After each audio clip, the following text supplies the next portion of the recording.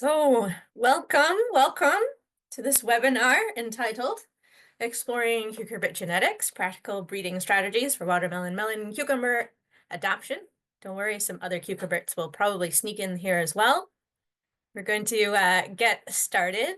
For those who don't know me, my name is Rebecca Ivanoff, and I'm the Ontario Regional Coordinator for the Bauta Family Initiative on Canadian Seed Security, a program of seed change. When we gather virtually for these webinars, we always like to take a pause and reflect on the importance of the lands we each call home, the lands we live on, work with, and plant our seeds into. From coast to coast to coast, as we say here, we acknowledge the ancestral and unceded territories of Indigenous peoples who have cared for the land since time immemorial.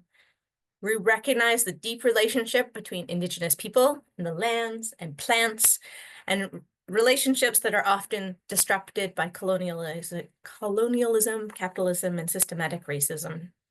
We acknowledge our responsibility to care for the world around us and to support Indigenous food and seed sovereignty, preservation, and resurgence. As we discuss watermelons and melons and cucumbers, those plants whose histories and cultivations are, of course, deeply connected to the stewardship and knowledge of Indigenous farming communities, let us reflect on our obligations to land and its original caretakers and seed keepers. We encourage you to learn more about the history of the land you're on and think about the unique ways of seeing that are brought forth from a relationship to land and plants and insects and water, etc., of a particular location. May this reflection inspire meaningful collaboration between all of us and the plants we work with, and a shared commitment to justice in food and agriculture. This conversation today is one that's been a long time in the works and one that I am particularly excited about. And it seems like you're also excited about, as we had many folks register. Farmers and growers and seed keepers and others have reached out to myself and my Bauta colleagues with questions that Michael is prepared to answer and address today. He will share with us for about an hour, and we'll leave about 25 minutes or so for questions from you at the end. If you have clarifying questions while he speaks, please ask them by either raising your hand or putting them in the chat, but also feel free to hold on to them, write down questions as you listen, and you can ask them and other bigger questions during that second part of our conversation today. And with what we learned today, I hope that you are all more inspired and empowered to do the on-farm breeding work that is so important to ecological, climate-resilient agriculture. And so, welcome again to Exploring Cucurbit Genetics, Practical Breeding Strategies for Watermelon, Melon, and Cucumber Adaptation. I see that we have, how many do we have? Over 50 participants here today. So welcome to you, and welcome to those who may watch later online. I'm so pleased to introduce to you our dear colleague and collaborator, Dr. Michael Mazourek, who's an associate professor of plant breeding and genetics at Cornell University. Michael is a friend of us and has worked with many of you on this call, and is a plant breeder and geneticist specializing in such crops as cucurbits. And his work focuses on breeding high-yielding, disease resistance, and climate-adapted varieties. And something that I think is really cool is that he works with northern and organic farming systems. His work and his program emphasizes resilient traits like cold tolerance and pest resistance, while enhancing the things we also love, like flavor and texture. So, Michael, without further ado, I will pass it over to you, friend. Oh, thank you. It's fun to be here, fun to be back in a way. So I'm going to talk about some of the aspects of cucurbit breeding that I really focused on based on things I've learned and things that you all asked, and so those questions were very cool guiding questions. I incorporated that into a lot. It shaped it. As Rebecca mentioned, we'll save a lot of time for questions if you want to take it some different ways. If there's different areas you want to dive into, the dry erase board's there. Kind of how we moved to class for a while a few years ago. So should be well equipped to tackle whatever you want to uh, dive into. And this will be a little bit more nitty-gritty plant breeding, and we can hit maybe some of the broader interests of folks. If we get too into the nitty-gritty, we can always pull it back and go to there. Right? So I'm going to tell you about cucurbit breeding. Right? And in this, and so I'm going to focus on some of the, it's not just going to be all squash. Don't worry. I just like this photo. And this is kind of my approaches to it. There's a lot of approaches to it, and there's a lot of approaches to what I'm going to call my approaches here. But so within that, I think there's a couple other resources I share with Rebecca that might be super useful for people that want to dive in some more. There is a similar approach. I think it would be a really good fit for those of you I've met, and I kind of haven't seen you doing what you're doing. So Carol Deppy has written a bunch of books and is very plant breeding, especially vegetable breeding, accessible. So, for some other perspectives, well, I'll share, I'll send you that way. And for another perspective, Joseph Lofthouse, his landrace gardening book is out. That is very cool. And as we talk about land races, please know I'm talking about land races differently than I think Joseph is utilizing them as he's looking at his kind of modern land race things as well. So, two other things to point out as I dive into how I am thinking about things. Right. So it's been a while, so I wanted to start off a little introduction to where we last met and kind of where we're going. So the first decade of me being kind of a plant breeder, here I am, is we did a lot of work on this laborious squash breeding. So we slogged through some stuff. I had a goal, a kind of John Henry complex thing, but really pushing to show that with the right creativity and drive, we could create a public sector program that would be really competitive with every other squash breeding program, no matter how many more zeros of financing they had. So we really pushed it. We did this industrial scale harvesting tens of tons of squash and chopping through, collecting them into the onion bag single plant selections.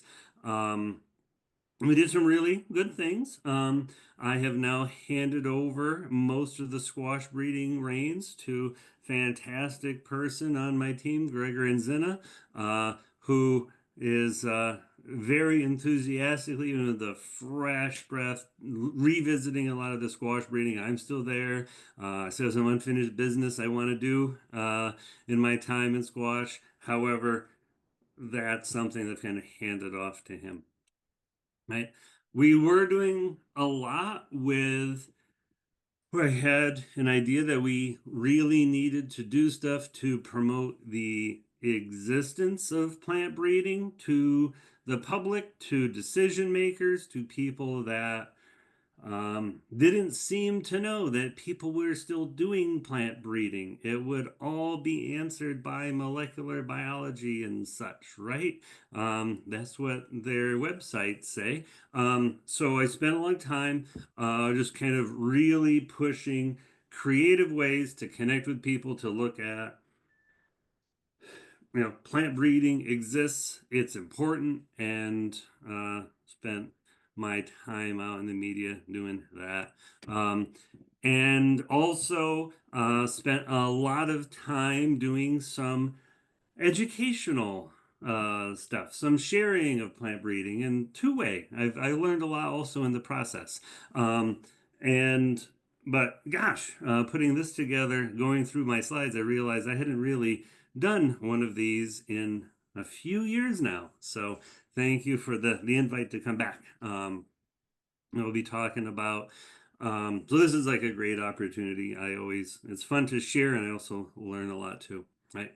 So where have I been? And what I've been doing recently is I've been had some great opportunities to connect with some crops in some different ways. I have this fantastic relationship with the chili seed company in Chili Seed and More in Arizona, where I'm really getting the chance to learn plant breeding a different way, kind of see what they're doing, and what I could be doing, and kind of a similar reciprocal sharing. I hope we do here today.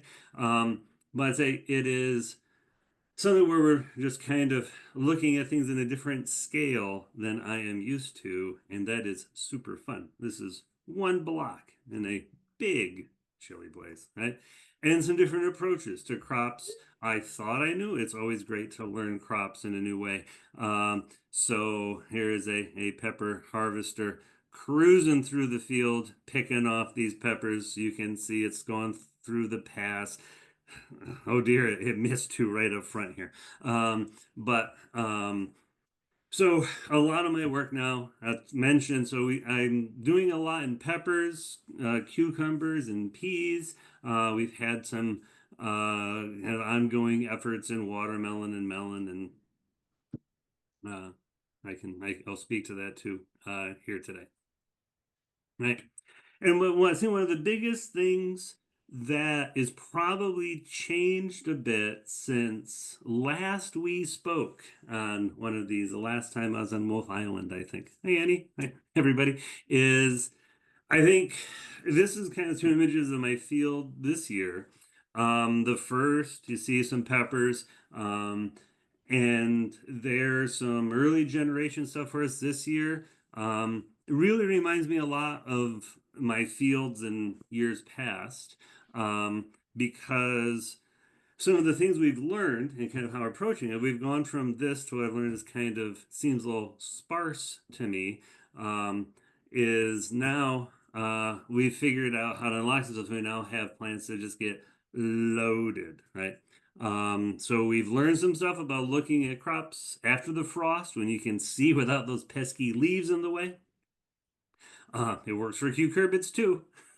Powdery mildew can really help, right? But it's just, I think the big thing is kind of some of the things that I've learned and kind of probably what I have to share that's going to be different here in the before, there's some peppers there, and after, where it's just loaded with fruit. And so we've changed how we're doing plant breeding and how we're kind of conceptualizing um, how we want to go about things we've learned along the way. I think I was mid-learning them the last time they're on Wolf Island, right? And this applies to other crops too. And so some of the approaches we're using work. So here's a cucumber. Yes, it's the weird colors. It is under the LED lights in our new greenhouses. I've been astonished how I don't like these LED lights. They hurt my eyes. I turn them off when I go in. The plants seem to like them though. Interestingly, all the pests and pathogens don't seem to like them either. So we've had struggled with how we control pests and disease in the LED greenhouses. We don't have to worry nearly as much, it seems, so far. But I guess the big thing for those of you that are asking cucumber questions and breeding goals and such, and about how to get yield. So here's one where the yield's going to be pretty good. You see every of these female cucumber flowers. This is Gynoecia's parthenocarpic line. It's going to be pumping out cucumbers. So we've really changed how we look at what yield could be. Often as you look at yield trials, you can do yield trials, but once you've thrown out all the stuff that's not very good, you're left with everything that yields the same as every other elite vegetable in that species. So like butternut squash, the good ones all yield the same. The cucumbers tend to all yield the same. So you can do all these trials, the yield is the same. But we found some ways to kind of really push past that. So I guess we'll be talking about that today. Right. Big thing talk about is plant breeding as a numbers game. So some of the approaches I'm going to talk about is we look to see where are the great additive combinations, the pairings of different parental lines. There's probably some better ways to predict them, but still we're discovering and finding them by making crosses and looking at lots of little F2s. We'll talk a little bit about that. It's You can do a lot of great things by selecting a plant out of the F2, kind of selecting it to be more true breeding. A lot of good stuff has come from there. Some great varieties have come from there.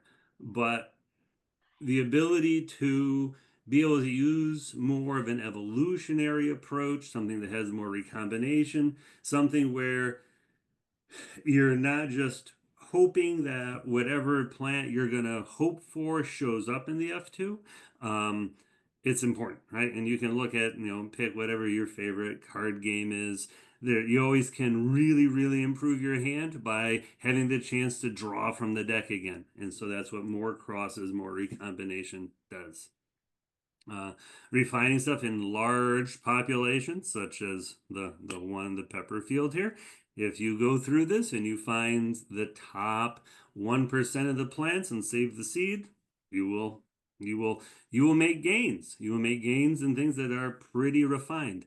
That that is also evolution, the strongest tech, the strongest biological technology we have. So plant breeding is fun for that.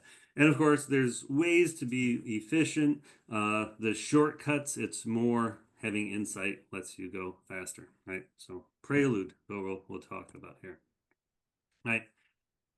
So as we dive into things, this I can share the paper if people want to check it out. It's an open source free one online. Um, and it is out of Canada, even one of your friends in Ontario.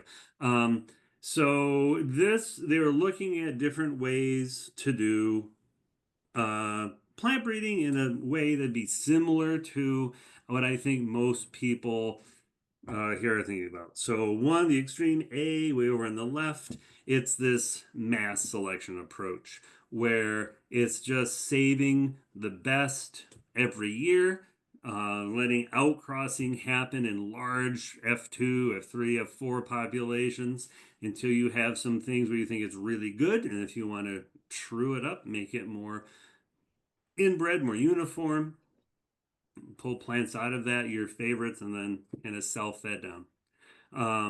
Could also leave it out crossing. The other approach in D here is what people typically call the pedigree method. Now, whenever you see pedigree method, they talk a lot about the need to intensive record keeping. You can do it that way. You can also just not. So what it's showing, and I think it would be what I think probably a lot of you have heard from a lot of either plant breeder presenters, is you cross two plants together, self the F1, you get your F2, you pick your best plants out of the F2, grow these F3 progeny rows, and you just continue to select the best plants from the best families, advance them to the future year, and continue on until you can do some trials if that's how you roll, right? And so the interesting thing in this paper is that in general, what you find is all of these methods work well. And there's a lot of other methods we're not talking about. There's B as this bulk breeding. That's maybe a little bit more similar to a Joseph Lofthausian approach. Um, but there's a lot of ways you can do plant breeding. And what they found is basically they all work well in the right situation. So in a lot of the plant breeding approaches we'll talk about, it's really figuring out what are the resources you have, figuring out your goals, and making the right decisions to fit what you're trying to do. There's not one size fits all approach, but even with this kind of standard approach, set of approaches, they all work well. They have a lot in common, but you can finesse them at different points in the process to get more bang for your buck.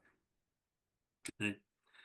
And so thinking about what people kind of ask for, right? And get into some of the info thing, setting the stage. Is one of the first steps in this or any plant breeding process is really choosing your parental materials well. There's a link at the bottom there. I think they'll be in the recording, so go ahead type that in. Organic. Uh, I think OSA, Julie Dawson, a bunch of people invited me to be part of a webinar series. There's some content in there for myself, many others, and they touch on many different aspects of what we're talking about today in the webinar series. So a lot more content. So I think the first steps in choosing perennials is you want to think about doing elite by elite crosses. You want to find fantastic cultivars and cross those together. There's a lot of interest in going back to land races, heirlooms, and in some cases, that is brilliant. But it's always a matter of thinking about, so what are those bringing to it? If you are looking for this cryptic adaptation to pre-industrial agriculture. You can go back to the heirlooms and land races for that, but as you do that, you need to choose the ones that have those traits. They don't necessarily all have it or all have it well, and there's been a lot of progress in refining other different favorable genetic combinations since. So, working with contemporary, doing the best. If you're going to be entering your car in a street race, drag competition, going to engineer it, there are certainly some elements of the steam engine that are compelling, interesting things to explore. But if you start with something that's had some more work since, I help you. Right? People also tend to overdo it in the number of parents they put on the crosses. Two, three, maybe four parents max, right? Biparentals, two parents chosen well can be very productive. Even if they're two hybrids. I mean, then you have a four-way cross right out the get-go. You'll have a lot of cool things happening. You know, you gotta check the provenance. The provenance. That was the e-organic thing I did for Julie Dawson's grant. We talk a lot about how to make sure you're not working with patented stuff and just other kind of good practices, right? And also in choosing what you're going to work with, like it's plant breeding can be a long-term relationship with some plants. Look at them in the field before you really decide that these are the ones. However, nothing says you can't make some crosses with those plants the first time you see it in the field because time is precious. Choosing perennials, Michael's advice, right? To find that cucurbit seed you need, where are you going to source them, right? So couple places that I'll steer you to, right? The first, I think a lot of you know Edmund Frost, Commonwealth seed. Edmund is maybe the world leader in downy mildew resistance. When you meet him, make sure to address him as such. It makes him blush, but it's well earned. He's really invested in this so hard and has some cool breeding approaches. And a wealth of information, awesome person, and can help you connect to the seed you need for downy mildew, but also a lot of other cool cucurbit stuff he works on for sure. And he can point you to some of the downy mildew discoveries I've found and everything he's been doing, finding, and creating. Right? All your usual seed catalogs. Go check them out. You want to, as I mentioned in the previous slide, checking out the provenance. However, the cultivars that people are growing and using, there's probably reasons those have been selected. Start working with them, and actually, if those turn out to be all you need, do you need to breed? Are you done? Seed banks, a great source of a lot of material. You'll know a lot of them. Probably they're going to give you the standard MTA now. So FAO decided it's a good way for benefit sharing. So make sure to check that out. Read it. I think it just basically amounts to a 0.5% of the any profits. However, check it out. There's a lot of other info and rationale and intent and also, I'm not a lawyer, so can't advise there. Right? But as you're bringing this stuff in, seed banks usually kind of last. I mean, they are fantastic genetic resources. They probably don't have the thing that is perfect for you.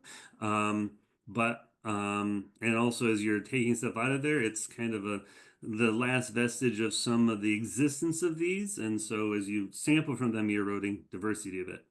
Last thought there is whenever you're bringing new seed into your farm, your greenhouse, your garden, your home, please treat it all as contagious until proven otherwise. We quarantine, we isolate. It happens more often than not that some of the new stuff we bring in every year, something will have a disease and something that could maybe set up shop on our um, in our soils, in our spaces. So I always recommend doing that. Anything that looks funny, check with somebody to see does it look um, contagious. Right? And so, one of the themes here is go run through an example. I figured, how about watermelons, right? And so this is a tale about me learning and getting some experience. On one of the field days I was presenting at with a bunch of seed companies years ago. It was my first couple years, the pre-tenure, high-pressure faculty times, and I had a question. At the field days, one of the seed company plant breeders stepped forward out of the group to ask a question. And he said, Michael, your squash breeding program, your butternut squash, are some of the best I've ever seen in the world as we looked at all these breeding programs. I was like, oh, thank you. He said, but that's not my question. He said, if your squash looks so good, why do your watermelons look so bad? And so I was like, oh, thank you for announcing that. That could have been an aside. But we continued the conversation after. And I was talking, I shared information about kind of what we were doing in squash, how we're doing, how we were sourcing stuff.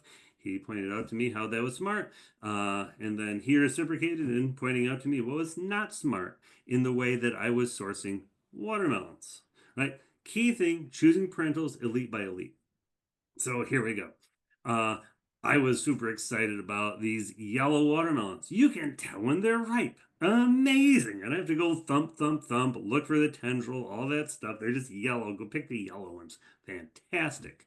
This is also linked in this heirloom to the explosive rind trait. You might have noticed as you go to cut it with a knife, they just pop. If you stack them more than two deep in a crate, the ones on the bottom pop. I mean, there's some problems here, right? Right. This is an heirloom watermelon. It is a fantastic example of this yellow trait. Um, for any reason, an heirloom is wonderful. This too is wonderful.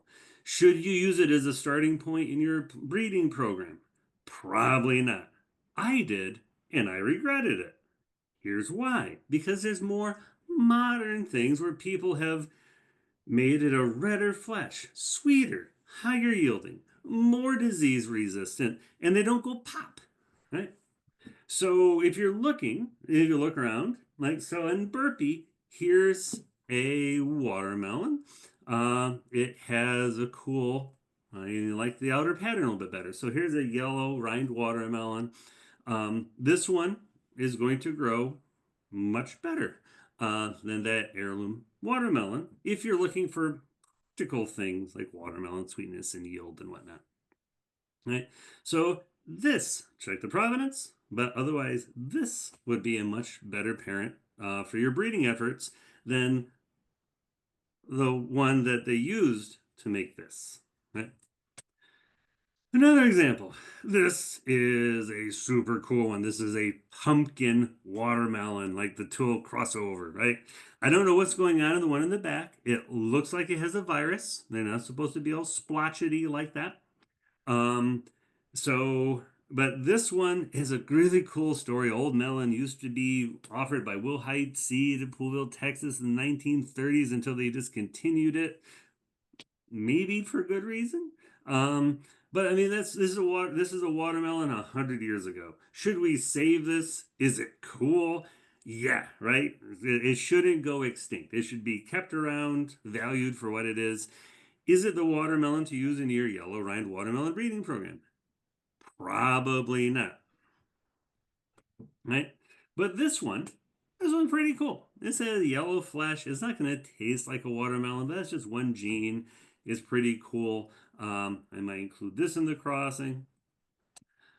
This other one, though, this is fairy. It's a 2012 AAS winner, right? So you might think, gosh, like I'm not really into those rubrics. So everybody voted it's the best, right? If we voted on the best pizza, we'd end up with a cheese pizza and all the fun would be gone from pizza, right?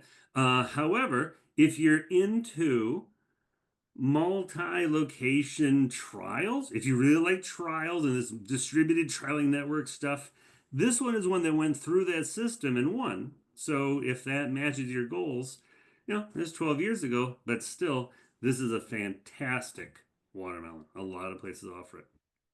So just some thoughts as you're looking for sourcing the parentals, mistakes I've made, thoughts I've had that if I had a do-over, well, I do have a do-over. We're rebooting the watermelon program. This is the decision making we're entering into it. Right? So as you get going, as you get your parents, you start crossing them. There's lots of other webinars on how to do crosses and things. I'll get into some tips of watermelon in a second. There's two types of inheritance to look for, right? And feeding some of the questions. There's this qualitative inheritance: red, yellow, stripes, no stripes, bush, vine, right? Controlled by a couple genes. You'll see some distinct categories in the field. Some people want to talk about vertical resistance. There you go. There's also the quantitative resistance. So for sweetness, it's going to be a continuous variation. For earliness, you can measure it day by day by day by day. So these are polygenic traits. There's a continuum, whole spectrum of variability. We see horizontal resistance. This kind of comes in there. But so you see these two types of traits you'll be working with. And so you do these crosses, you'll see different colors of watermelons, but you have different sweetnesses, etc. So they'll be in these two categories. You work with them a little differently, right? How do you work with them, right? So for watermelon especially, they just updated it last year, so it's up to date. If you do your favorite search engine on the internet, Cucurbit gene list or watermelon gene list, you will find all the genes they've characterized in watermelon, where to find them, what are the varieties with them, and kind of what's dominant or recessive, right? And so that can be very handy in understanding those traits. It might skip a generation. You might be worried when you don't see them. Um, and you can get advice about the sorting of them. You can find the papers that talk all about it, right? And you often find in those qualitative traits to be dominant or recessive. The dominant ones, they represent the active function, an enzyme doing its thing. They show up in the phenotype if they're present, but however, you don't know if they're true breeding unless you self them out and do a progeny test. I mean, you can see it's in there. Is it true breeding for it? You find out. Recessive traits, usually a loss of function. They only manifest in the phenotype if it's homozygous, if it came from both parents. However, the nice thing is once you see it, you know a plant is true breeding. So if you look at these, you'll see yellow flesh is dominant to red flesh. So if you cross a red and a yellow watermelon, your hybrid will be yellow. But since it's yellow, and you, in that case, since I told you to do the cross, you happen to know it's not going to be true breeding. But whenever you see a yellow watermelon, you don't know if it's true breeding. Right? A red pepper, you don't know if it's true breeding. So those gene lists can help you, especially see when you grow up that plot after you've done the cross, and the next year you look like, oh no, what happened? Did I do it wrong? The gene list can help tell what your expectations should be and manage some population sizes. We can get into that. QTLs, all those quantitative traits, all of you that want to improve populations by roguing, these are your traits. These are your friends, right? They're very influenced by the environment. They're polygenic. The important thing to know, though, is all of you, they're expert at shepherding all these fantastic genetics and new variety by roguing your seed crop. That'll crash and burn when you go to the qualitative traits. That you have to do progeny tests to purge out the recessives you don't want, because if you're just roguing them, you're just maintaining those traits, right? And there were a lot of questions about horizontal horizontal and vertical resistance. And as quickly, since it did come up, and it'll show up in I think how a lot of people are thinking about traits. So resistance to a pest or disease tends to be, if it's vertical resistance, single gene, is this active detection of whether there's a pathogen, is this dominant trait. You often find a lot of hybrids. And there is a lot of talk about how they're easily overcome. If the pathogen mutates, then the plant can no longer recognize its foe and you lose resistance. This happens a lot, like in potatoes for late blight.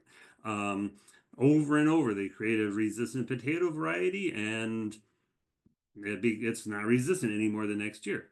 A lot of it is because they grow so much potatoes, right? So if you are growing any crop on a large scale, so say like corn, if you try to have one of these vertical resistance genes in corn, put it out on thousands of monocrop acres per state, millions, probably billions of acres around the globe, it's not going to last very long. However, for cucurbits, that's really not the case. So you don't really have to worry as much about vertical resistance, these single gene things in cucurbits. There's also some recessive traits where the pathogen no longer can find its way to get in and infect the plant. You also find these single gene trait in those gene lists. They're even more durable. Um, and there's also polygenic mechanisms. So as you look at all these traits, I know there's a lot of questions about should I be including horizontal, vertical resistance? How do I think about it? My thought is all of that is really important for grain crops. And actually, a lot of the advice you're going to get is from people looking at how to increase the number of seeds a plant produces and to grow them in big monocultures. Um, and that makes them a target for a pathogen. Once the pathogen gets there, it can really take off, obliterate everything. Um, in vegetables, the only case of a disease resistance being overcome in the plants that I'm working with was really the downy mildew resistance in cucumbers. They can have issues in peppers in Florida, but they're growing peppers in the same field every year. And so you get the pathogen evolving. Um, in big grains, you get an issue, right? So there's a lot for the horizontal, vertical resistance, and some of the advice you get, especially for trialing for yield and stuff, that I think is probably more pertaining to grains than vegetables, especially if you are working to create a new vegetable that works for you on your farm. Right? Maximizing effective meiosis is important, right? So as you're making crosses, Bill Tracy, wise sweet corn breeder, was explaining one day when you self-pollinate a plant, you're not making it any better, you're just getting more of what you got. I then was out looking at my squash field a couple days later, looking at all my acres of self-pollinations, and right, so looking at opportunities to outcross, cross back to a parent of a population, really helps you get more of the different potential, the permutations of the traits in the plant you're interested in. Right. So some more cucurbit specific stuff as we go through and think about how that field will look. Right. Bush and vine cucurbits. Yeah, cucurbits are big. Um, One of the keys is balancing between the logistics and then creating the target environment. So, are you trying to breed something efficiently or trying to breed for a crop efficiently, right? So, bush plants, they're great for improving crop density. You can do repeated harvest without trampling everything. Summer squash, this is a perfect fit. Winter squash tend to be vine crops, right? They're more robust. The secondary roots continue growth. Maximas can survive a lot of issues as long as they're putting down vines. The bush ones are really fragile. There's bush examples in cucumbers and watermelons that are very attractive. They're going to be some pretty fragile plants, but easier to work with because they're small and you can really pack and get the numbers you need, right? So, as you're working with vining plants, if you're determined to have an individual plant focus, right, you can use ridiculous spacing. I use ridiculous spacing, 4 foot by 12 foot, right? You can also trace the vines at the end of the season. This is Oh, I've done so much of this where you find like the fruit you want and you tug on it and you look to see which crown, which main stem of which plant moves, and you can trade against stack all the fruit next to the mother plant. I much now prefer to trellis. That just keeps everything set throughout the season. Trellising is especially important if you're looking at high tunnels. Um, you might as well breed for the high tunnel if you're going to grow in a high tunnel. You can also evaluate as families. And so one of the things that we are doing and have done is you can have alternating rows at the grower spacing really pressed together. If you have every other row be different, you put a spacer row. You can put in a black futsu squash as every other row in your butternuts. You can put some bush golden delicious squash, gold nugget squash every other row, and then you can have your squashes let them grow like they would in a production field, but be able to see them with the right competitive pressure as they would in the field, right? Because they're looking for resistance within that. Include controls. It's always easy to become more and more fond of your plant over the generations and to improve it. So controls really help be a good check there. When I'm breeding for resistance, we're going to promote even favorable conditions. We use sprinklers, border rows of susceptible plants to increase disease pressure in an even way. And anything you can do before you plant it in the field to remove the plants you don't want, fantastic. So we do a lot of seedling tray inoculations. We'll like cucumber beetles work them over in a seedling tray or in like the little pots in the trays. Um, Powdery mildew, downy mildew. There's a lot of anything you can do to remove the plants you don't want before you put them on the field. You can make a lot more progress. Right? If you're interested in cucumbers and the sex expression and how we do some of the crosses there. So cucumbers, they tend to be either all male, it's rare, they exist, all female and gynoecious, or a mix, male and female, monoecious. To be able to get self-seed or seed set on an all-female plant, silver thiosulfate, if you're organic, there's some gibberellins, pro-gib we've used, it works. Applied to the meristem makes the flowers that are going to emerge be male in addition to female. So that's how you can get some pollen-bearing flowers through some crosses. If you want to force outcrossing, having to do a hand cucumber pollination, you have a breeding program where you never have to do a hand pollination on a cucumber. Lovely, is you can plant the gynoecious parthenocarpic plants next to a monoecious plant. So the only way that the all-female cross will get fruit with seeds if the pollen comes from the monoecious plant. Plant them next to each other, you get the fruit with seeds on the gynoecious plant, you have a cross. Fantastic. You might also get some parthenocarpic ones, some seedless ones. However, if there's seed in them, you know where the pollen came from. Right?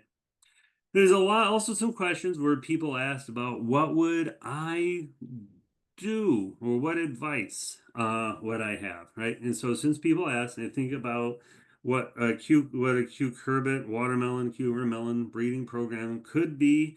What I would be thinking to be doing, just here on the other side of this imaginary line here, is I see a shift to high value cucurbits, watermelons, cucumbers, melons, especially squash, not so much, but the ones you're interested in, they're shifting to high tunnels. I wonder, suggest if you're not doing that already, breed for these crops for high tunnels in high tunnels. They're fantastic. You can control pollination. You can screen out pollinators. You can see which plants are seedless parthenocarpic cucumbers. You control the moisture so you can get in there and do pollinations even if it's raining. Otherwise, you lose all your pollinations when it rains. You can extend the growing seasons for some more shots at doing some work.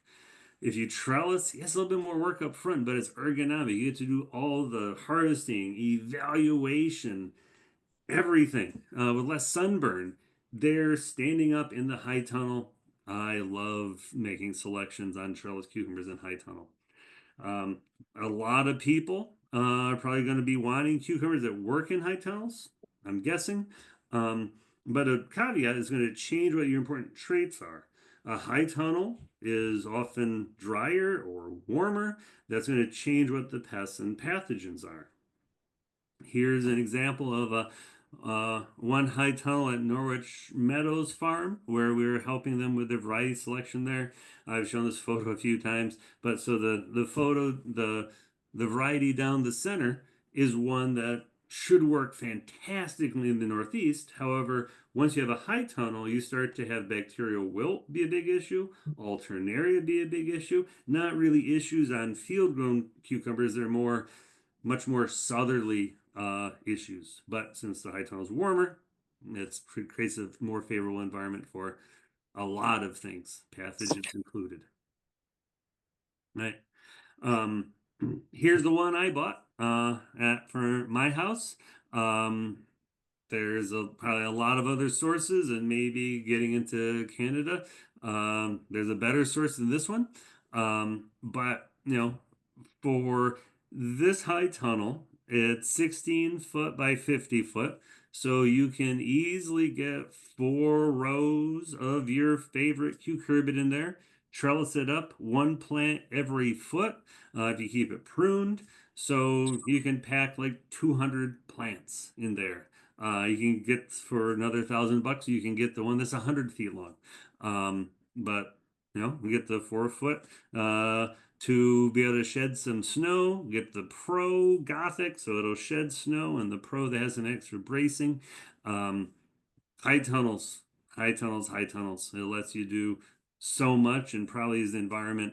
I would think a lot of the people that might grow the seed you breed will want to grow them in, and if not now, sometime soon, right? So in terms of thinking about the setting the goals for some of these breeding programs, what do you want to focus on? I'll share a little bit about some of what we're doing. Is then there's a lot of great webinars and things on how to set goals for your cucurbit program or whatever vegetable breeding program. Um, so the guiding principles I've always looked at is where are you reliant on a recurring supply? There's always issues where when a hybrid is everybody's favorite cultivar and it is phased out and replaced with something new and better, is that going to be a huge problem? Well, then even though you have the cultivar, you got to make sure you can get it every year. It's your food. So that would be a great thing to start working on breeding for, right? Where is there a lack of traits you need? Especially for disease resistances. You'll read all about these disease resistance packages, etc. That's always coming at the expense of yield, quality, something else. It's always balancing choices. So figure out which traits you need, and if you don't need them, don't worry about them. I definitely recommend that.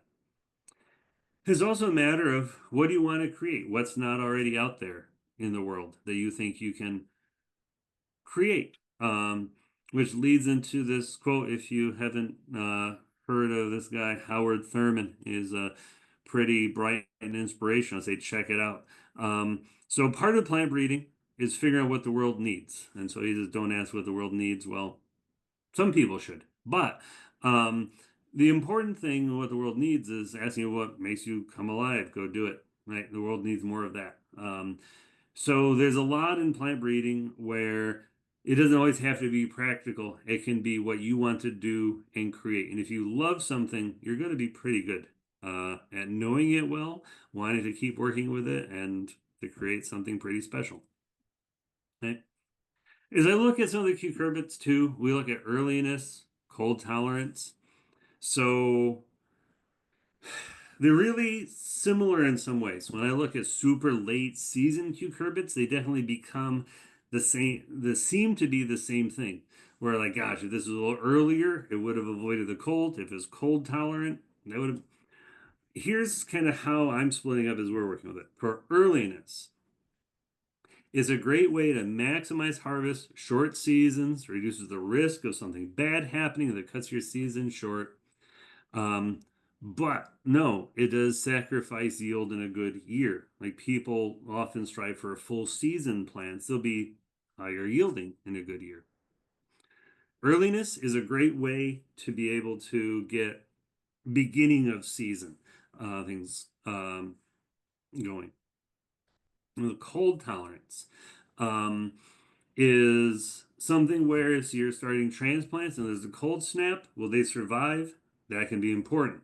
On the other end of the season, as it gets cold, the plants shut down. You're not going to get really awesome fruit after a plant's been through a couple cold snaps with the fruit on it. So cold tolerance at the end of the season for the crops you're interested in doesn't help. If you're looking at your Brussels sprouts, having them survive a couple degrees lower, extend the harvest, that's a different story. But for the cucurbits, um, yeah, uh, earliness or early season cold tolerance, the way to go. Right. So let's share a couple case studies, things we've been working on to get like a flavor for how we approach some of these things. For cucurbit downy mildew in cucumbers is a big problem. When I got hired at Cornell, it's one of those cases where a disease resistance that had worked well for decades broke down, and when it failed miserably. Is this a vertical resistance thing? Kind of, maybe. Um, is this something that was overcome? Yeah. Was it overcome after people relying on this one gene for decades and many, many acres of cucumber and cucurbit crops? Yeah, it's kind of pushing the luck. Do the new resistant ones still have that original gene in there to help them boost their resistance? Yeah. So I don't pick on the vertical resistance genes too much, but you always want some diversity. Right? So we started breeding cucumbers, releasing the different iterations that we've improved them. So if you're not super familiar, the easiest way to see downy mildew is on a cucumber leaf. This telltale patchwork appearance is what does it. On the back side, underneath the yellow areas, it'll be black fuzziness where the downy comes from. So on cucumber, it's easy to tell. It wipes out a plant super fast. This on the bottom, this is a matter of a couple weeks. North Carolina. Right. So for the breeding process, we started making crosses where we had a variety that was a workhorse variety, wanted to market more cucumbers. It had been resistant. There was a new variety that Michael Gloss had told us that some of his farmer friends were growing. They were using those as something that seems to resist downy mildew. We crossed those together, and that led to everything in our cucumber downy mildew resistance for a long time. That's our source of resistance for that magic sauce. Um, we found that we'd made a lot of crosses until you find the one that works. But as for the breeding process, you can do a lot of things. I'm just going through the field and rating and all the different data on each and every plant. Our approach for disease resistance is you want a plant that's not dead, that has fruit.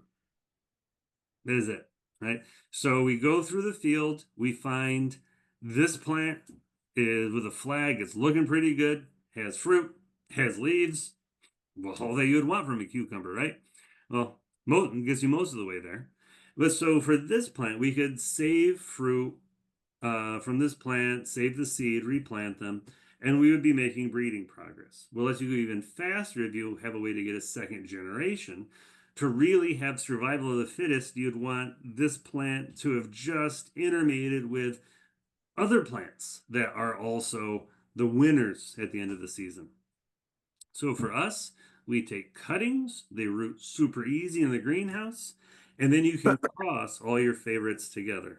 Even better is we had a student, Johanna Kiegler, that made these really long cuttings one year, like 18 inches long. They all took my little short stubby cuttings I was taking. half would take. So listen here, if you're going to be breeding for disease reasons, the sooner you can kill off your cucumbers or your cucurbits, the better. And then if you have any opportunity to have either saving the seed from the ones that survive or intermating all your favorites, because then what you're doing is the key to what we did is you're combining all of the favorable alleles and then to make something even better. Like, so that is how all the generations of plant breeding before us have really taken crop wild relatives, domesticated them, made everything that's amazingly possible since then. It's how evolution works. And so wherever you can have survival of the fittest and then intermate, fantastic. If some of these projects you really want to dig in, any capacity to either extend the season in the high tunnel, move to everyone, have a little heated greenhouse, you can make a lot of progress. Let's skip that one, right? So some of our latest ones, just to kind of show you, and that's all we do. There's some newer technologies we're looking at some of the genome and DNA markers and such. However, that approach of just the evolutionary approach, finding the best in a large population, intermating it, planning it out, repeating is hugely powerful. You're harnessing evolution. So in the front, you can see the foliage and the yield on those cucumbers. In the back, a cultivar that is susceptible, fantastic early in the season before downy mildew is around, but dead and no cukes after that. Right? In the my pepper program, and I think I just bring this up, we can talk about thinking about populations, and some people ask kind of what do some other breeding programs that people are focusing on a crop in a very intensive way? What would that look like? And it works for cucurbits too. But so in my pepper program, we're looking to get about 50 new varieties in a year, have 50 new F2s every year, um, where we have these small families, 25 to 50 plants. We can use this to make lots of crosses to look at how all the different plants combine and where do you find a cross where the varieties really click. Um, there's probably some more sophisticated ways, but we're still doing a lot of this just making crosses and testing, right? A lot of the parents that are coming back in are actually from F3s or F4s from a couple of years before. So semi-stabilized breeding lines that are feeding back into the program.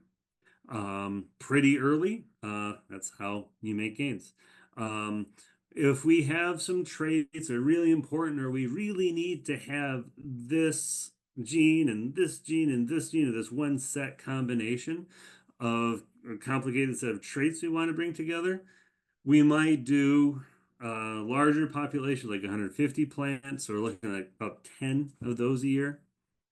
And as we make selections from them, replant them for the next year, we're looking at least 200 F3 plots every year. New selections, ones we throw out.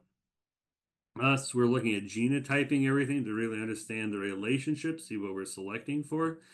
Big thing, and one I'd say that if you can find a way to do it, being able to do 2 generations a year is going to help you so much. Even if you're doing on the cucumbers, where you're just collecting seed in the fall and the downy mildew moves in the spring, going out early, planting something, making crosses, selfing things down, you still have time to get that second generation in the summer for cucumbers. They go pretty fast, right? Some things that I've learned along the way. So there's a lot of times when people try to think about their breeding projects and goals, they really dial in on what the commodity expectation for a crop looks like. Um, there are boxes for cabbages and melons and If you're a lot of people as they're looking at something commercially successful as it scales up, does it really fit those expected norms? Is it something that looks like the refrigerator magnet version of that vegetable, something from the kids' kitchen playset, right? So one of the things I think groups like y'all have really the power to do is to really diversify. Malcolm Gladwell does a lot of great stories if you want to enter the lessons that way. But one of the key lessons from, let's check out this talk he did in his book chapter, YouTube as well, where it's just really looking at there's no perfect product. There's just choice is super, a diversity of choices. So my example of the cheese pizza, it's maybe it's the perfect cheese, perfect pizza for somebody. Is it perfect pizza for everybody? No. That's why there's all the choices with toppings. But unlike the pizza, where we've had them and we know what we like, if it's something they haven't had yet, it's really hard for a consumer to predict what they will like. So if you ask someone what you should breed, they really struggle with it. I had to ask people all the time, like, hey, I'm going to work on watermelons. Tell me about what you want. What do you want different about your watermelons? And sometimes they know, like, this bugs me about this. But in terms of like what's the positive, what's not fighting back the negative, is really hard for someone to predict, except if you're someone that loves a crop, knows a lot about it, sees the potential that you think it could have for you. You're in the best position to make something that is new and different and really stands out, right? Creating the crop is just part of it. There's a lot that I've been doing to figure out how once we create something, and if you know it's good and believe in it, how can you help get it out there and promote it? Um, Lane Selman of the Culinary Breeding Network has been one of the fantastic ways to do that, right? And you see participatory plant breeding, farm to table dining, the pull through marketing they do, we have taste this here, taste this, is different ways to connect the supply chain from idea, plant breeder, where maybe you are, maybe you have a breeding company, maybe you're a grower looking to get into this. The closer you are able to connect to the end person, that's kind of the break you need to go from this cool thing that you created, that you love, to something where it's benefiting a lot more people, and there'll be people to steward it beyond the time you're here, right? You can look at a lot of things where people will, well, what do people want for watermelon? I love that graph. But really, all the fruit sensory studies, they do all these studies. People want something that's sweet, bright, and crisp. Cool. And that's what everybody else is pushing for. Can you create a niche that's different? Because otherwise, there's already hundreds of people with a ton of resources pushing these obvious things that everybody knows.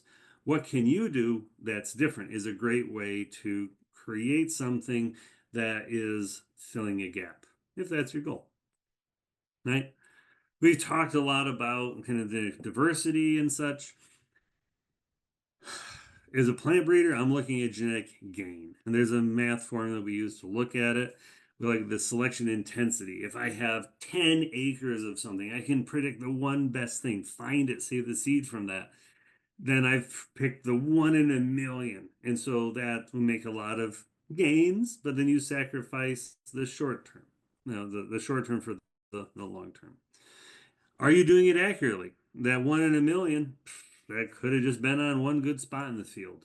So doing things where you control your land, your high tunnel, etc., where you can really see what's going on environmentally, keeping it consistent, drip irrigation, all that helps you be confident in that selection you make. At the bottom, the denominator, the generation time. So I mentioned the being able to try to get 2 generations in cucumbers. You can do it through a long summer season of the high tunnel. You can do it. you can make twice the progress. If you're going to breed something, invest in it, you're going to get there in 5 years instead of 10. The last term, genetic diversity on the right, is saved for last. I think people often look at it in ways that no different than how I look at it. There's another plant breeder, vegetable breeder at Cornell, Phil Griffiths. We have one of these fantastic organic research grants together from the USDA, where we're looking at genetic diversity in terms of as people cross elite by elites together, often that bottlenecks it, reduces diversity. And you're like, but wait, you just let off telling us we should cross elite by elites. You can cross elite by elites, but get them from different breeding programs or get a fantastic, say, honeydew, cantaloupe, some other melon, and cross it with one of the vegetable melons, like the Armenian cucumber, the Kashim melon. And so those are different examples of the same species. You can find ones that are very elite. They are grown as cultivars and loved and productive. And if you cross those, you're bringing together diversity, but not going back in time unnecessarily. Not going to a wild plan trying to re-domesticate melon. You can do it. It can take a really long time.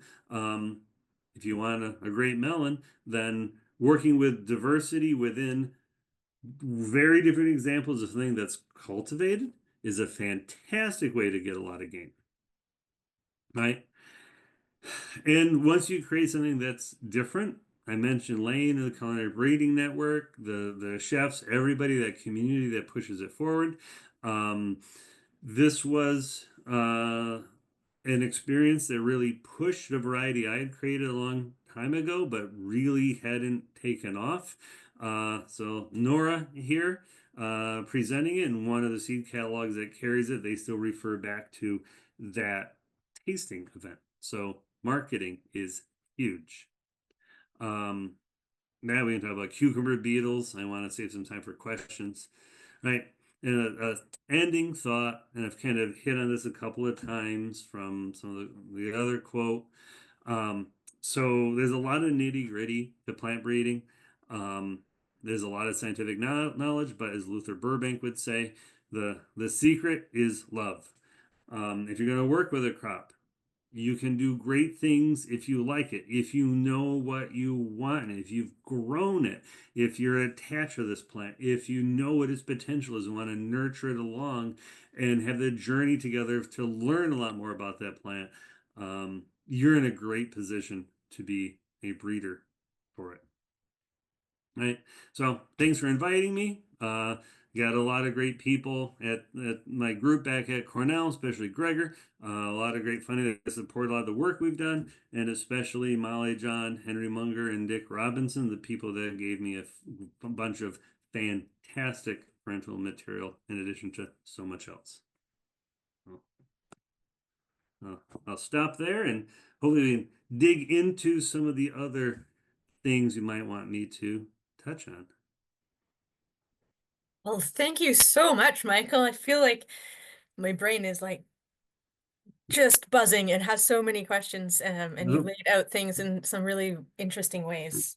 No. Um, And ways I maybe, think I hope compliments of the other things. So those of you that are just kind of wanted to have that kind of the prelude content, I say really check out on the E-Organic, that link I had earlier. There's a lot of great info. Carol Deppy's book, Rowan White and Brian Conley, the easy to digest PDF that kind of takes you through some of the basics. And if that's not your style, Joseph Lofthouse has a very fun and wild style. So check that out. His idea of new land races is amazing. It's changed a lot of how I do things. yeah, Sarah and I have been dropping links in the chat to all the things that you've shared with us, Michael. So yeah, thanks for that. I feel like we'll all go out and continue learning. I have a few little questions that have come in over the time you're chatting, but I also really welcome questions from folks. I'm curious if there's anyone who's like chomping at the bit and would like to ask a question. Feel free to raise your hand or just unmute yourself. This is a time for conversation.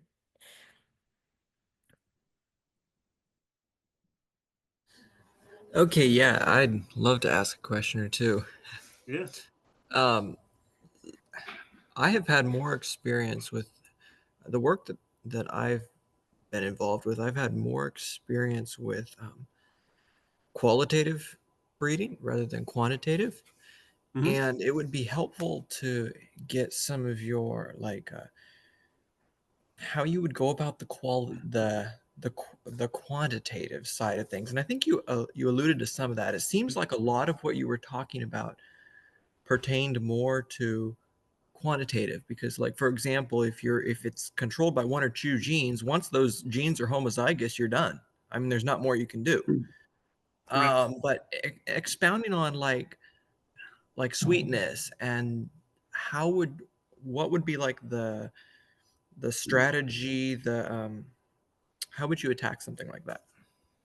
Fantastic question.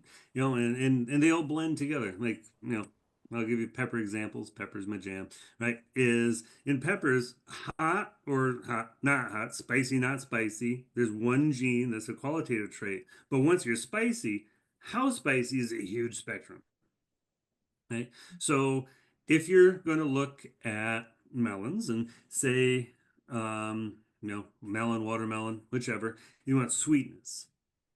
So you've done your crossway, you've made whatever decisions. You probably have like an F2 population.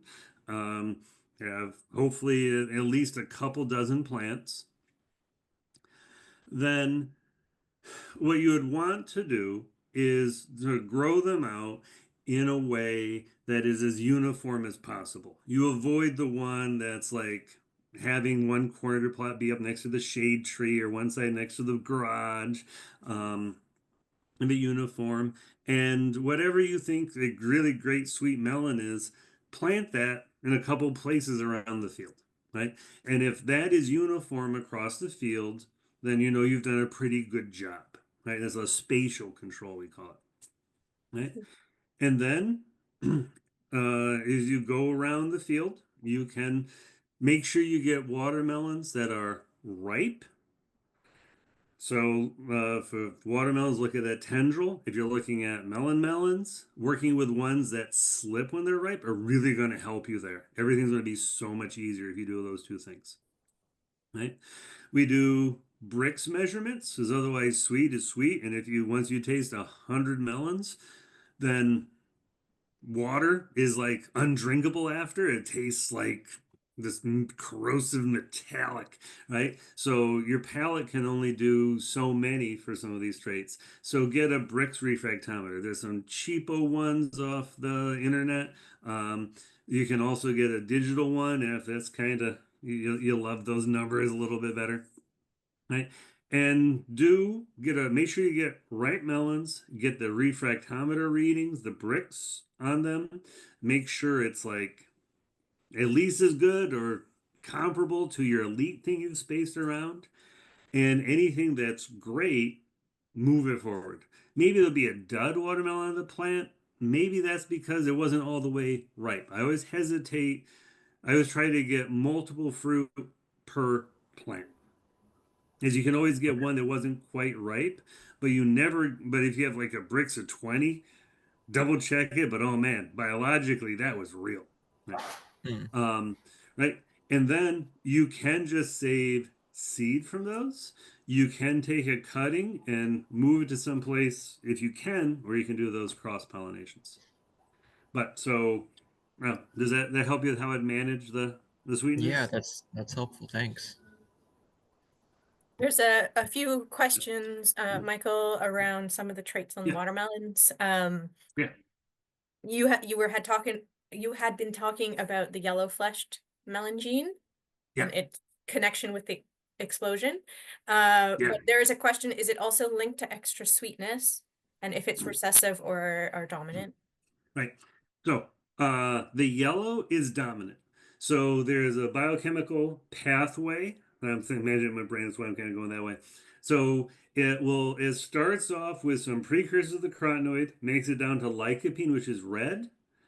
And then basically there's another enzyme that can take it further into the beta carotene and xanthophylls, etc., the oranges and yellows. Once that happens, so it's like having a leak in your plumbing, you only need one, and then the floor is all wet. So it makes the pathway proceed further down. It's dominant, and that's kind of the mechanism. Um, so genetically, right, it's linked to that explosive line trait, which means there's two genes that are next to each other on a chromosome. They tend to travel together. So that's genetic linkage. There's also a cause and effect linkage for the flavor.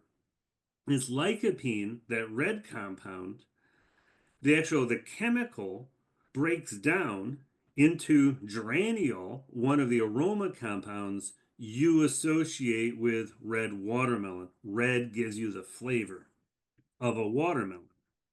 So once you remove the red, it's kind of cause and effect linkage. You remove the red, you remove the aroma, you end up with a watermelon.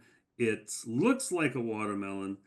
It is sweet like a watermelon, but it doesn't have the aroma part of flavor for a watermelon. So two ways things can be linked, cause and effect, and just neighbors on the chromosome. Well, that's so interesting. We have had someone working on yellow watermelons here, and yeah, I was finding them a bit blah. Now we know why. Are there any other genes that are linked to ripeness? Like telling if a watermelon is ripe, like that? There's some things that people do, like looking at the ground spot, and then of course people that are doing things to make the ground spot change, uh, even if they aren't ripe. As once um, you can sell more watermelons, you get people to buy them. But I think for ripeness in watermelon, what I use, we look at the tendril on the stem, the node right next to the watermelon, Yeah. and we wait for that to die. There are people that are experts at thumping and telling. Once you make a cross, you're going to get kind of one of everything, and all the thumps are going to sound different, even at ripeness to me. So Mhm. I have to rely on that tendril approach. That makes Um, sense. yep. There's a question. A lot of us are small growers on small farms with limited resources to allocate to breeding projects. Can you speak about splitting a breeding project between farms to reduce amount of resources needed on each farm? I know there's a lot of people that like doing that, and one of the big things they get from that is you get a buddy, and then it's like your workout buddy. It holds you accountable. Stuff Mhm. kind of goes better, and you have someone to compare notes with. The buddy system for that reason is huge. Um, if you are kind of spate, as before I move on to the other thought about it, is there's also been great work that have been done in a project called shuttle breeding. As a Norman Borlaug thing with wheat, where they'd have two generations a year, one up in the mountains and one at sea level, and take every other generation. So the idea is you could get something that's broadly adapted that way. If uh, if that other farm has a greenhouse, you can do it a lot.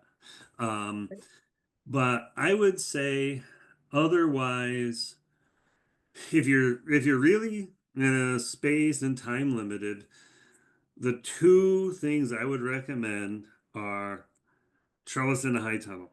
You can get that the 16 by 51 I showed, you can get 200 plants in. You can do a lot with that. The other thing is make sure when you're doing crosses that one of the benefits of not crossing to like a wild ancestor or something is that you're going to end up with saleable produce, especially with cucumbers.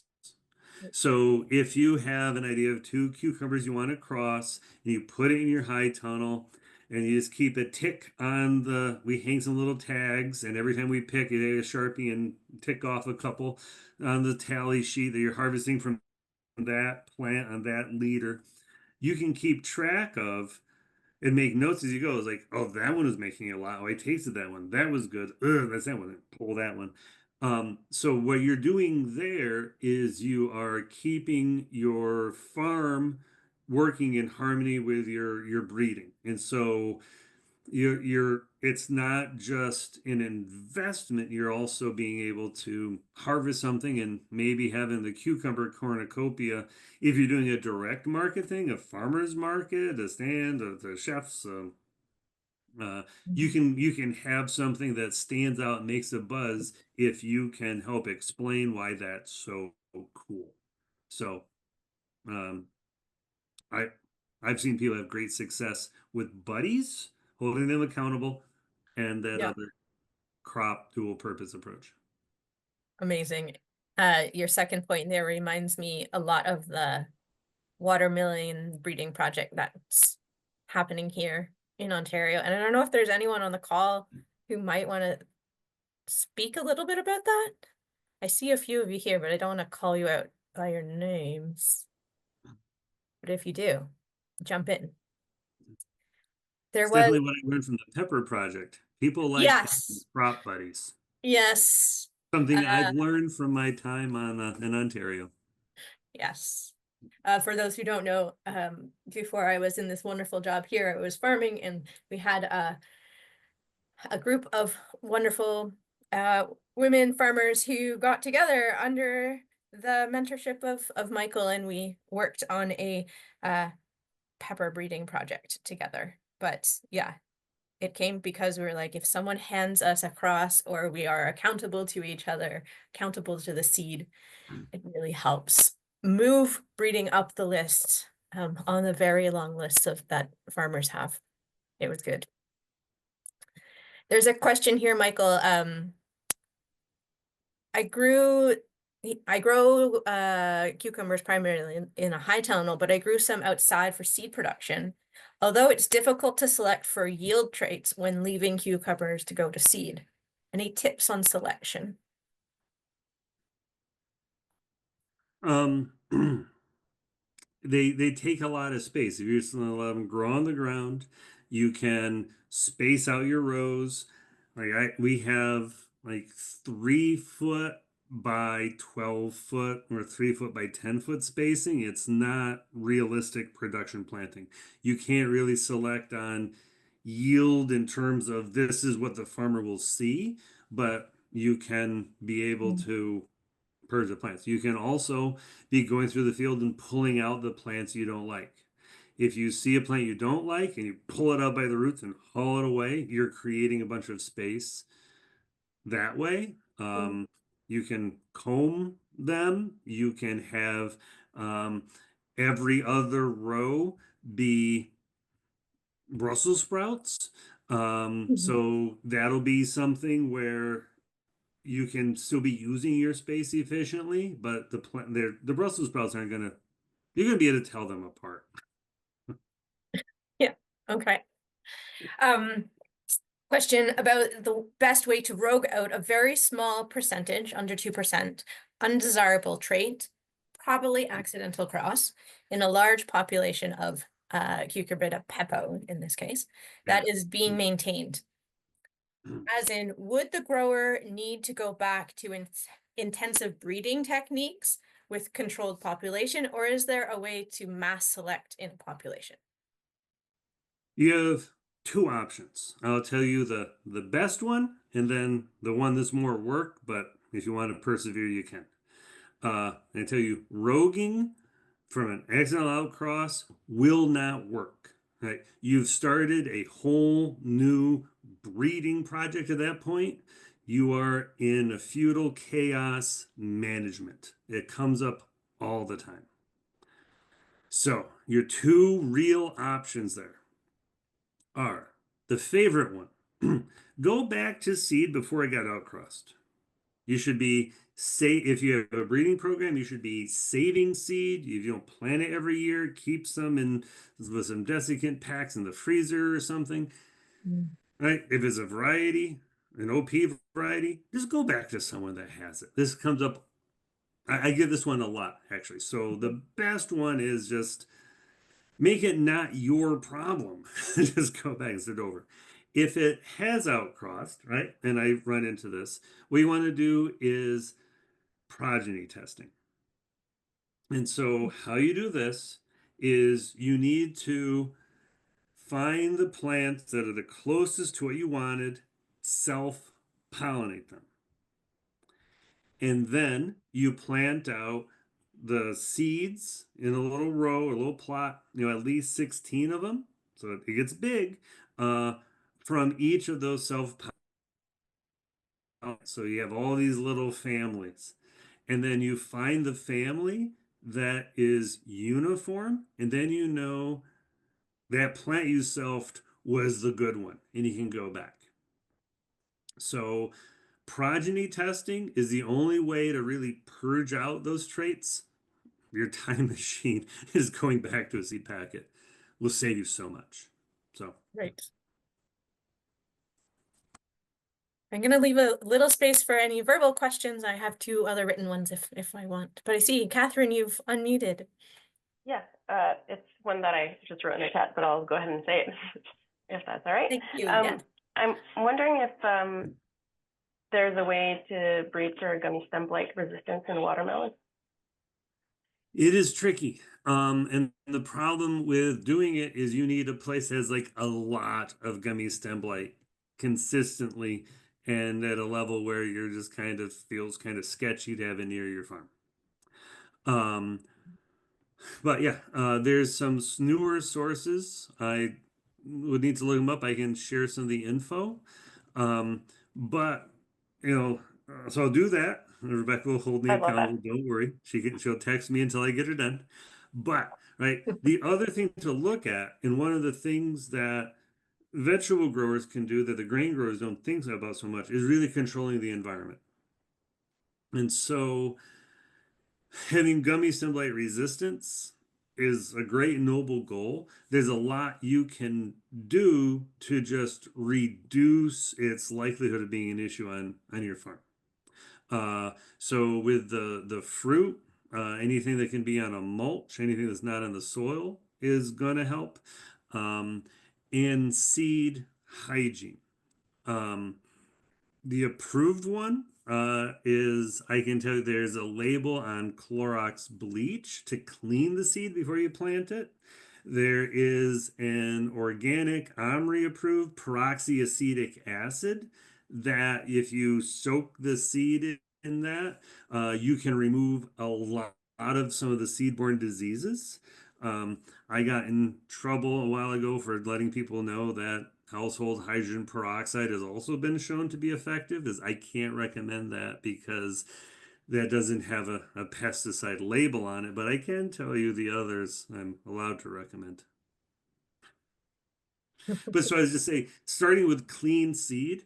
So one of the breeding projects I had inherited, it was full of squash mosaic virus, seed transmitted. I learned how to identify it. All the seeds are like the leaves come out all tufty and they have like frills all around them.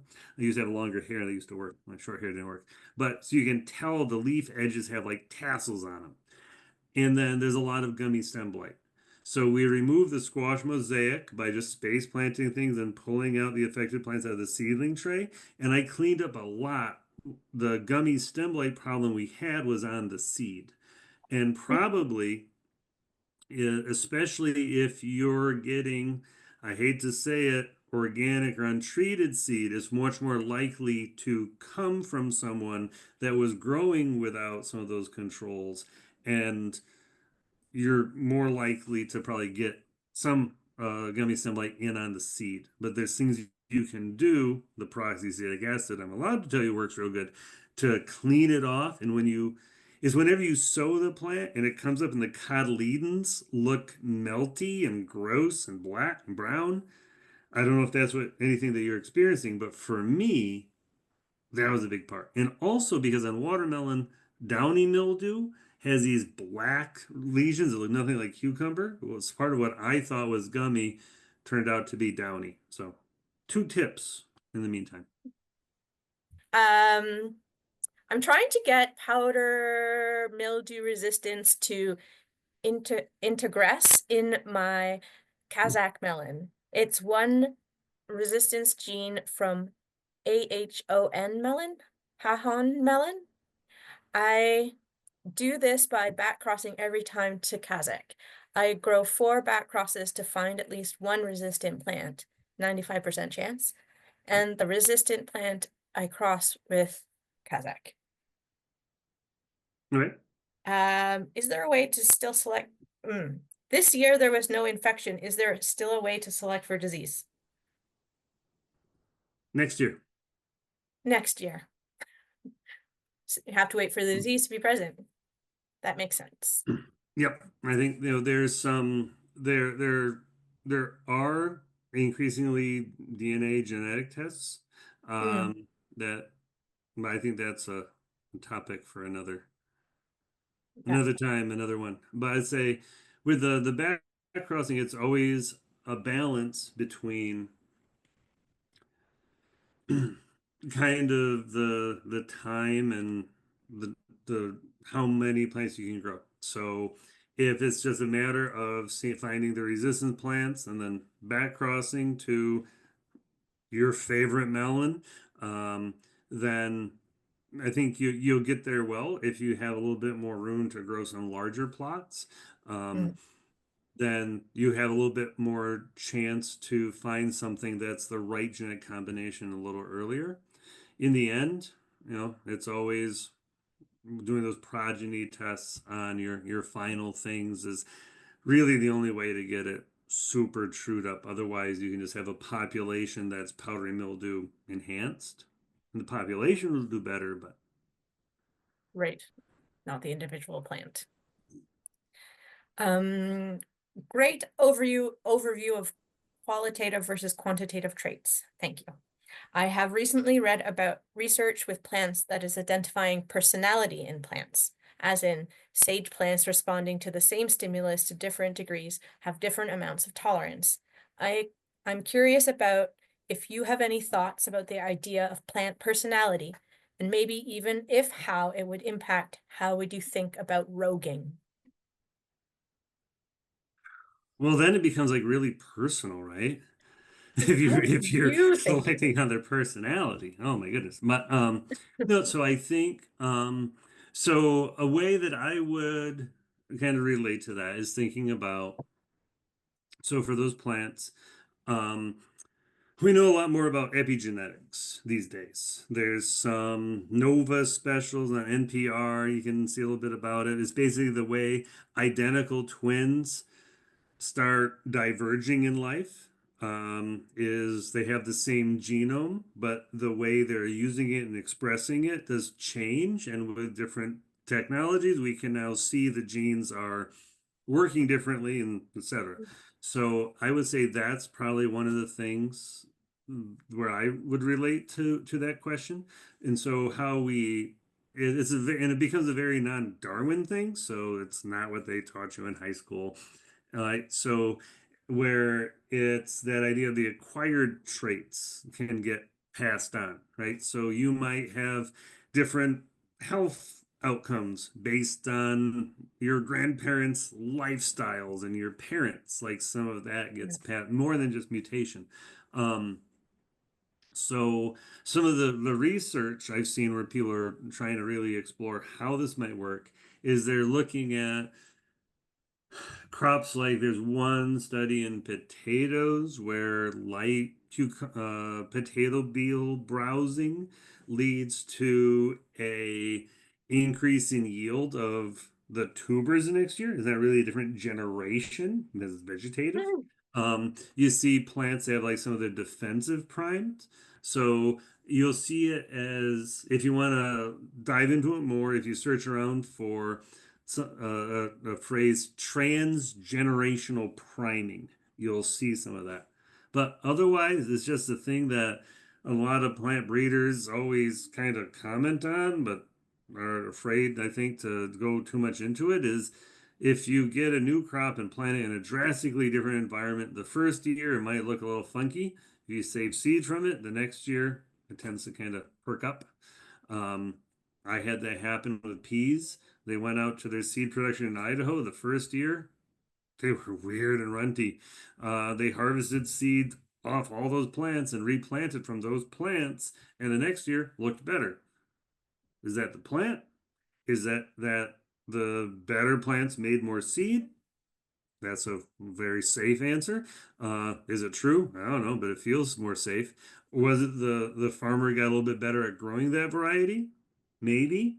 So we have three notions, and yeah, people usually just overlook it and keep going. That personality change. I think there might be something to it. So interesting. I forget the book that question came from, but I think that was you, Emily, who asked the question. If you want to throw it in the chat. Anyways, what sparked your question? It's very interesting.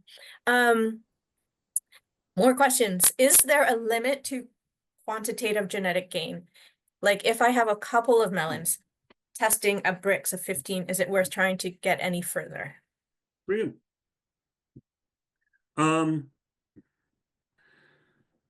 So yeah, and so this is why I pick on variety trials a little bit. Because by the time something gets to the variety trial stage, Uh-huh. like all the bad stuff should be gone. Right. And so if you just have like if everybody's putting forth their champions into the trial, then you'll notice statistically the means don't separate. Everything is statistically the same. And that's because, as this question gets at, you're approaching like the ceiling for the set of common genetics. Interesting. And so there's only three ways to get past it. One is growing technique. You put it in a high tunnel and then you cut the water a little bit before you harvest. They'll get sweeter, right? So do that. You'll look like an even better breeder. The second is to start to really push stuff. This is the state that with corn, like wheat, any of the grains they grow on 1 billion acres a year, they're still making gains. They're only perceptible on huge scales, and you have to use very refined, very careful techniques to see that. And if you get like a 1% bump in corn yields, like wow. If you get a 1% bump in watermelon yields, it's not even a whole watermelon. So you can use huge populations, super precision, super replication. You could probably gain is kind of infinite with infinite resources. But the other one is to do something creative out of the box, right? So cross to something that no one has done before. So in the squash world, butternut squash is kind of yielding what it was, had the traits it did. We improved them when we made Robin's coconut squash, which was crossing between two very, very different groups. And we discovered something where that pairing is something people want to do because the squash look different. It's not going to be that cookie cutter butternut squash anymore. So it becomes different. You're able to do a whole bunch of cool stuff if you push it outside the box that way. So three options. Amazing. Love it. Can you talk a little bit more about variety trials and your opinion on them? There was a question about how important it is to do variety trials for your selection of parents, speaking to one of those very first slides, but I'd love to hear more. Yeah. Depends what you mean by trials. Okay. Do I think you need to have a double blind study where you fill pages and pages on a clipboard full of all these observations, retain all this detail? No. because most things are average. That's how average works. So you can just assume everything probably is average. But look for things that stand out. So we grow, you might see strip trials, observation trials. I plan stuff out. I look at it. I kind of see if I'm gonna like it. Maybe I'll do it 2 years. Maybe I'll do 2 little plots in the field, so it's not just some little erratic thing can skew everything. And you kind of get a sense for it. But also, it's not really important how it performs per se. If it's like your source of disease resistance, yeah. If this is your downy mildew resistant honeydew, and you plant it to make sure it's downy mildew resistant, then plant it. Plant something susceptible to make sure there's downy mildew there, and plant something resistant to make sure the plant looks good compared to something known. You gotta have those benchmarks. Mhm. But for other things, like if you want it, when I tend to look at the performance of plants in F1s or F2s, is I want to know how it's going to play with other genetics. Because if you're creating something new, whatever that plant was, you're going to disrupt it in a big way. So I grow lots of little F2 populations. 24, 16 is really the minimum, but if you have 24, 16 will survive. But something pretty small, some people even do 10, but just as a way to look at, okay, how are these traits gonna behave, right? So as I can tell you, so here's an example of why you might want to check it out. Salt and pepper cucumber. Fruit are delicious, not bitter. Right? Take your favorite beta alpha greenhouse cucumber. Fruit are non-bitter. You cross them together, the fruit are bitter. Why? Because the salt and pepper has bitter foliage, attracts cucumber beetles, keeps the spotted spider mites away, but has a gene that turns off bitterness in the fruit. The beta alpha cucumber has bitterness turned out through the whole plant, but it doesn't have that fruit off switch. So when you get F2 populations from those, you're going to get a whole bunch of bitterness in the fruit. Do you want to deal with that? Yes, it's gross. You got to taste a lot of gross plants to be able to weed them out. So having those little F2s to see how stuff plays together as a breeder is, I think, a really important part of it. But otherwise, like we just said, like 15 is like the theoretical max for those melons. Mm, How many do you want to grow and measure that the Brix is 15? But yeah. I usually get excited. I order a bunch of seeds. I plan them all out, and I find out a bit later, oh crap, this one's patented. I can't, and I pull that one and gone. And then some of the other ones are like, wow, every variety in the catalog says this one is amazing. And sometimes that's just marketing, or maybe it's amazing in Florida. And you can kind of get rid of those. And then as you're finding some of the others, maybe you're doing crosses while at the same time, just because otherwise, if you only get one season, one season of a look-see is kind of a lost season in some ways. You get, Right. yeah, but be informed, check it out. Don't just go proceed sight unseen. Okay. There are many still. Would Michael agree that if we want to go direct seeding squash post cover crop and low to no input, i.e., when there is not much mineralization happening, the loft house breeding approach seems best, as all breeding work over the past 100 years under organic or not condition has been done in a somewhat artificial condition, i.e. heavy tillage to plastic tarps. In other words, what other lines of thought to have to find tremendous vigor in low mineralization input conditions? Yeah. If so, another way is maybe looking at way to look at it is plants that are kind of very fertilizer efficient, right? So I know it's a how broad that is tricky, right? So I think the things you're looking at this system is like whenever rye is in the equation, be careful. Like Yeah. rye hates other plants. Even if you love it, rye still hates it and wants that plant dead. And I've tried a lot of cover like planting into rye stubble, and it has yet to go well. Um, I think, I've seen it go better much further south from me. Hmm.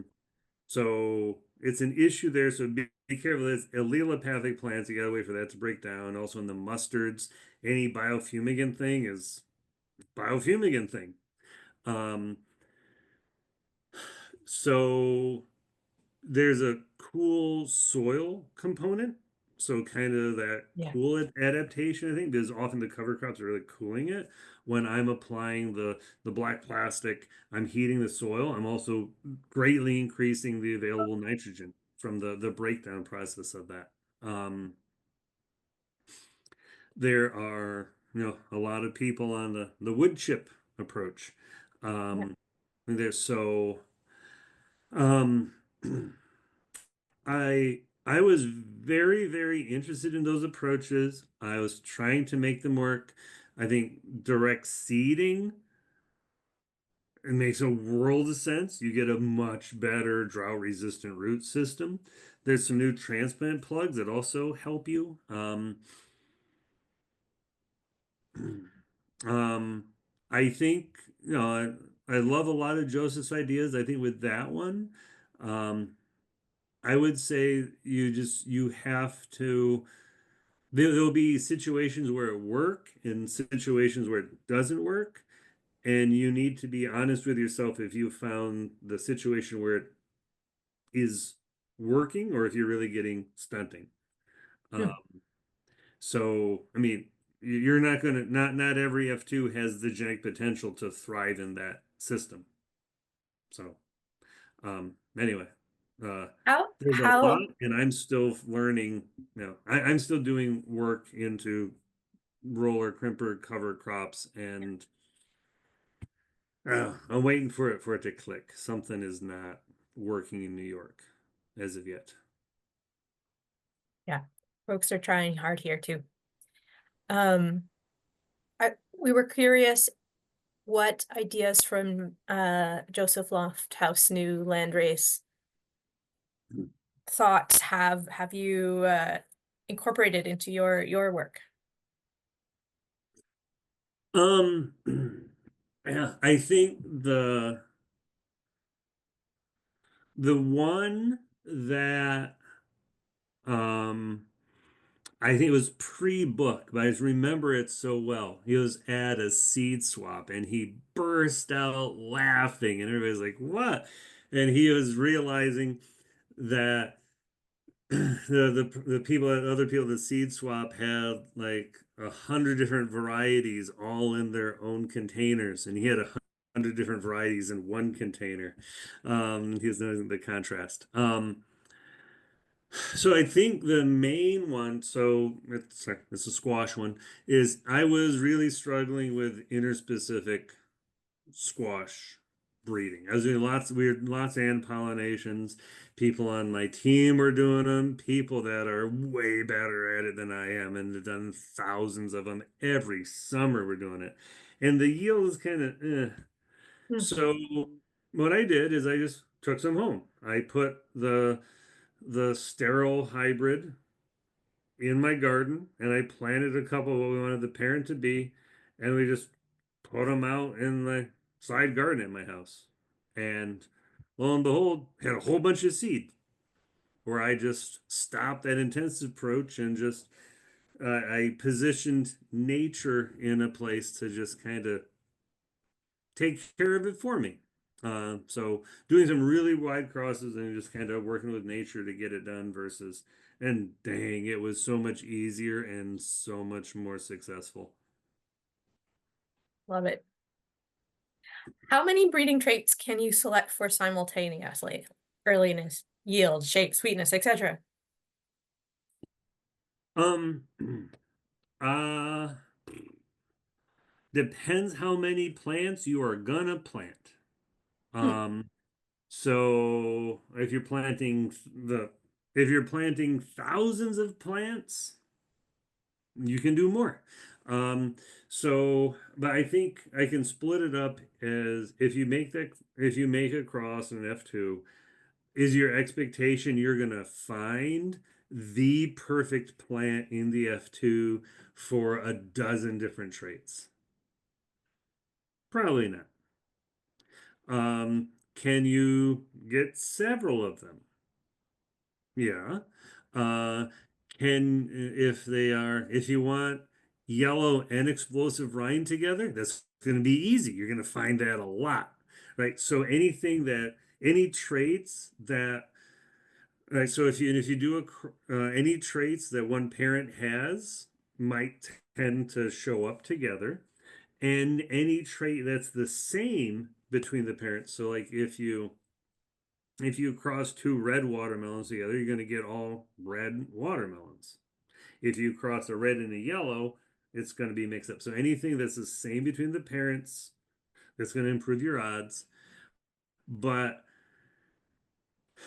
you know, in the end, you're looking through, and if you need to make some choices about which plants to save, you know, then you can start to look at your full list.